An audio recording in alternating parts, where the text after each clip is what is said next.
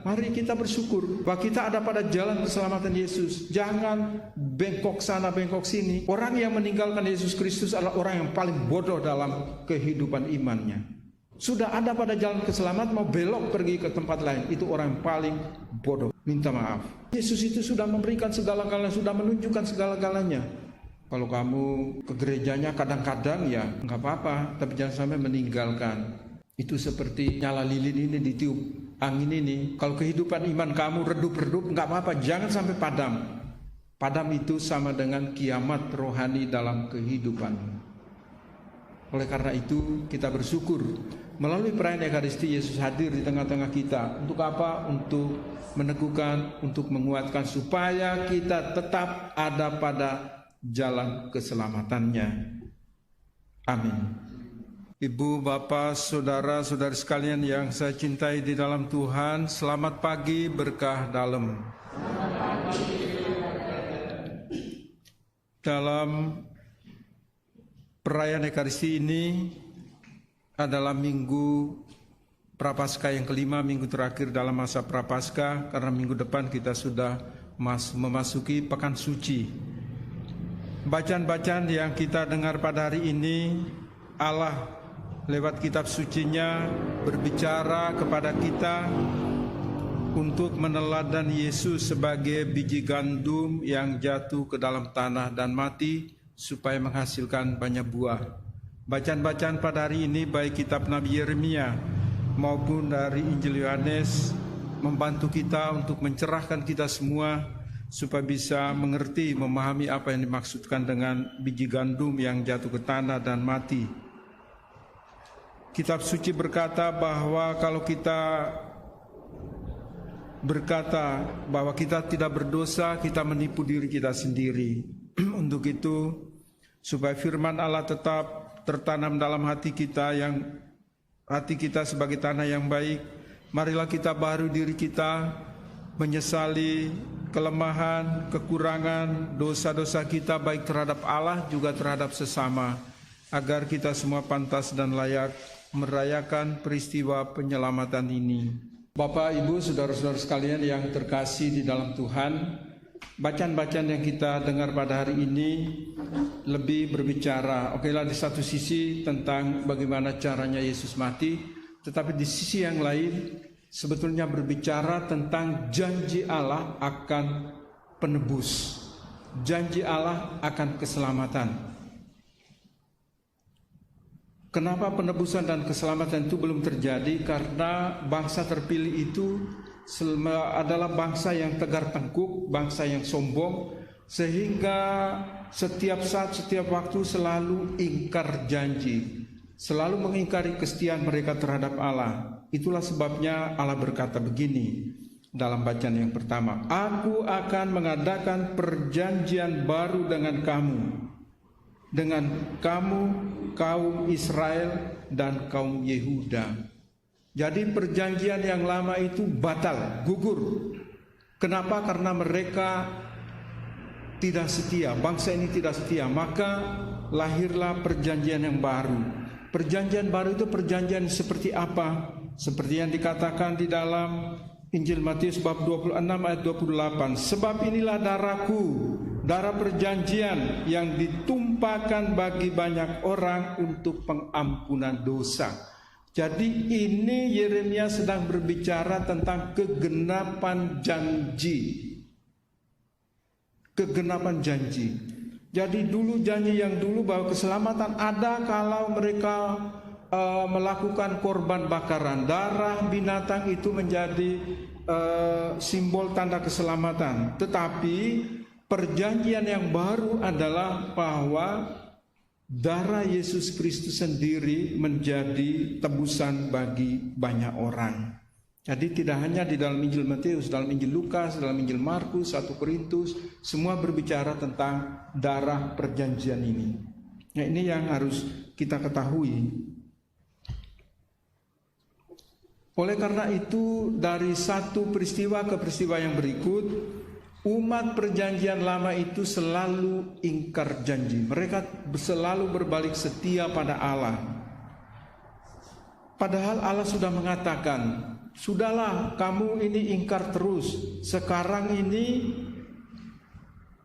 perjanjian ini, hukumku ini akan ku taruh di dalam batinmu dan akan kutuliskan di dalam hatimu. Dalam bagian kitab suci yang lain, Tuhan Allah bilang, saya akan menuliskan hukumku ini di dalam loh hatimu. Itu pun tidak membuat bangsa ini kapok. Padahal Tuhan Allah bilang, kalau kamu taat setia pada perintah-perintahku, maka kamu menjadi umatku dan aku menjadi Allahmu. Tetapi mereka selalu berbalik setia, maka Allah perlu membaharui janjinya, yaitu janji yang diberikan kepada Abraham, Ishak, Musa, Yakub, dan para nabi yang akhirnya terpenuhi di dalam diri Yesus Kristus sendiri.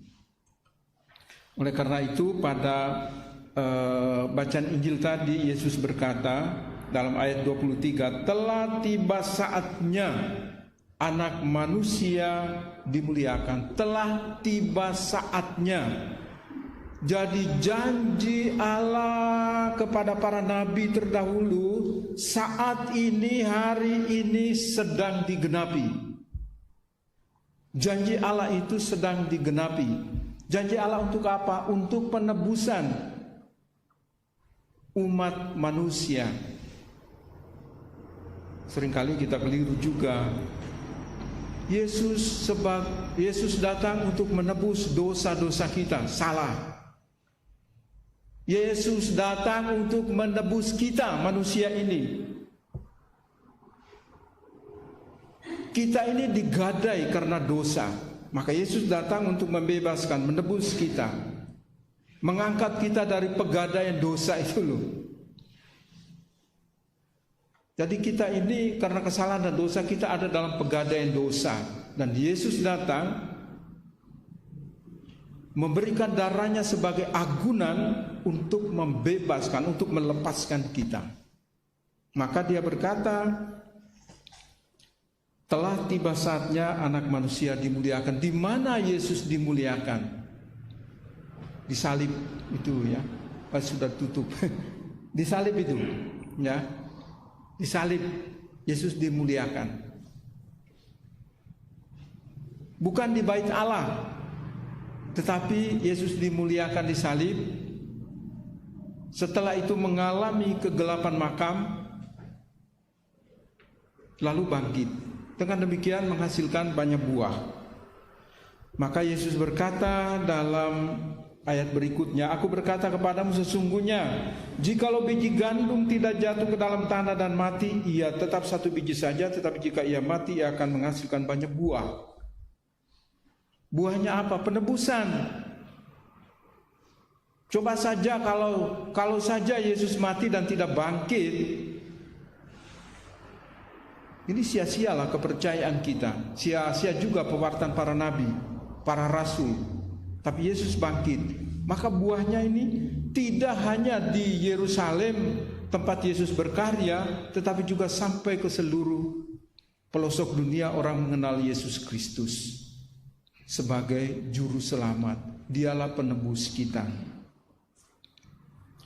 Oleh karena itu pertanyaan bagi kita, lalu apa? Biji gandum apa dalam diri kita yang perlu kita matikan supaya kita juga bisa menghasilkan banyak buah? Kesombongan, keangkuhan, keserakahan, ketamakan, perselingkuhan, perzinahan, korupsi. Ini adalah biji-biji gandum harus dimatikan dalam kehidupan kita supaya kita bangkit sebagai manusia yang baru, kita menghasilkan banyak buah. Contoh sederhana begini, coba Bapak Ibu di dalam rumah tangga, ada bapak, ibu, anak, hari-hari tarung terus. Apakah Anda menghasilkan buah bagi keluargamu? Apakah ada damai di dalam keluargamu? Apakah ada sukacita, ada kegembiraan di sana? Nampaknya tidak. Rumah berpenghuni tetapi seperti padang gurun, karena hari-hari tarung terus. Anak pun merasa tidak nyaman, pergi cari tempat yang lebih aman di luar rumahnya. Oleh karena itu, hal-hal seperti ini juga harus kita matikan. Harus kita matikan. Supaya apa? Supaya kita menghasilkan buah. Ada damai, ada sukacita, ada kegembiraan di antara kita. Jangankan di dalam keluarga, di dalam lingkungan kita hidup dan berkarya. Kalau kehadiran kita menjadi batu sandungan, kita tidak menghasilkan buah. Kita belum mati, kita belum masuk ke dalam tanah. Karena kata Yesus, biji gandum harus masuk ke dalam tanah dan mati. Maka segala macam bentuk keserakan harus dimatikan. Supaya apa? Supaya kita bangkit untuk menerima hidup baru, menghasilkan banyak buah. Kalau orang yang banyak musuh, kayaknya kok nggak punya banyak teman. Tapi orang hidupnya damai, sukacita, persahabatannya terjadi di mana-mana. Orang kenal dia di mana-mana. Apabila kita juga mau mematikan cacat celah kita, keangkuhan, keserakan kita, kesalahan dan dosa-dosa kita, maka sebetulnya kita sedang melayani Tuhan. Kalau kita melayani Tuhan, berarti kita juga memuliakan Tuhan dalam kehidupan kita. Maka kita juga akan dihormati Bapa, seperti dikatakan Yesus dalam Injil Yohanes bab 12 ayat 26. Barang siapa melayani aku, ia harus mengikuti aku. Artinya mengikuti aku itu artinya apa?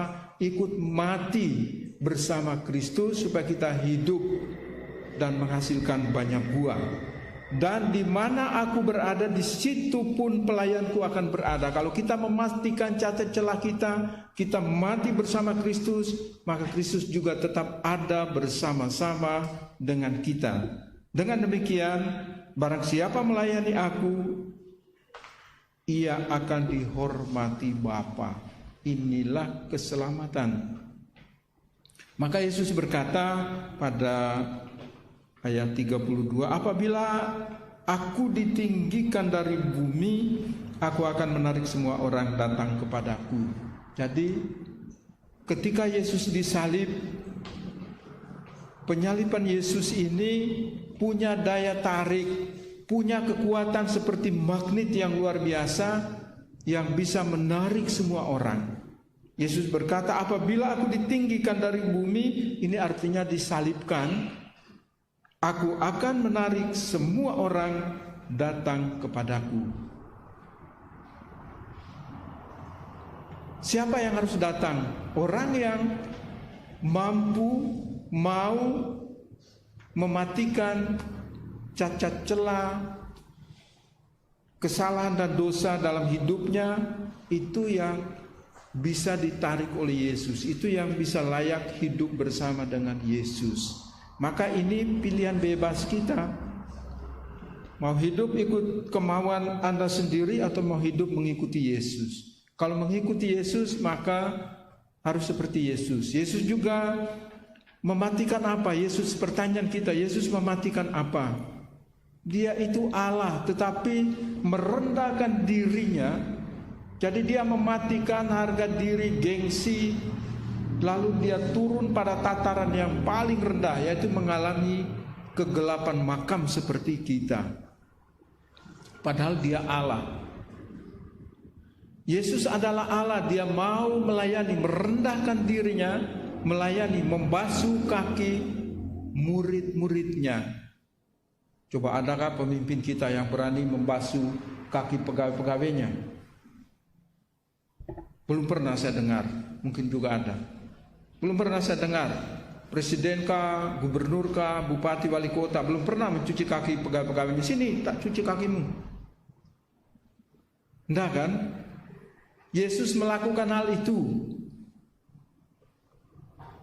Selalu konsekuen dengan ucapannya, aku datang bukan untuk dilayani, melainkan untuk melayani dan memberikan nyawaku sebagai tebusan bagi banyak orang.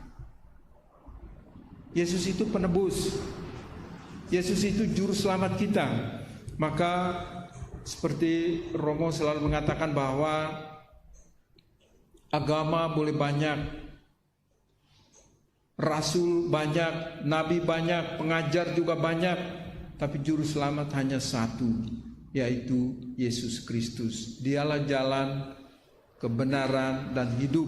Tidak ada seorang pun yang datang kepada Bapa kalau tidak melalui aku. Tidak ada satu nabi pun yang pernah berkata begitu, akulah jalan, kebenaran, dan enggak ada. Cari aja dalam kitab suci, apakah ada nabi yang berkata begitu? Tidak ada.